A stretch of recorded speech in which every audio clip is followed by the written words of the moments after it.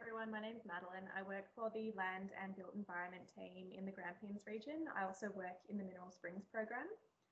The DELWP oversees the management of mineral springs on Crown land. We work with the Department of Health and Human Services and Central Highlands Water to make sure that the spring water is safe for people to drink. This includes bacteria testing and metals testing. In terms of metals, the main metal of concern for us is arsenic. Arsenic is naturally occurring in spring water. The National Drinking Water Guidelines sets the standard for how much arsenic is safe, and if we find any springs to breach that limit, the spring gets closed and doesn't get reopened until it's deemed safe again. Most people who drink mineral spring water are not drinking very much of it anyway, but there are some people that collect large volumes of spring water in containers and take it home and drink it over extended periods of time.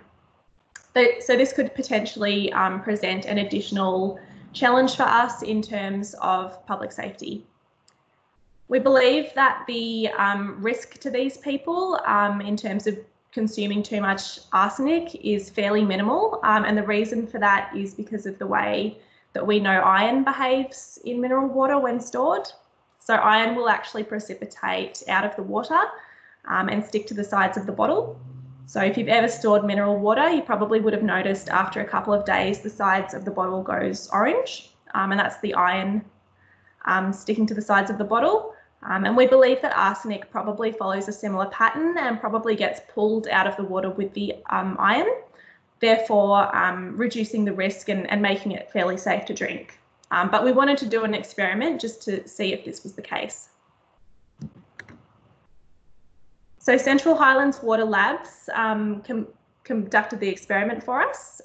We looked at how the concentration of iron and arsenic in mineral water changes depending on how long it's been stored for and what type of container it's been stored in.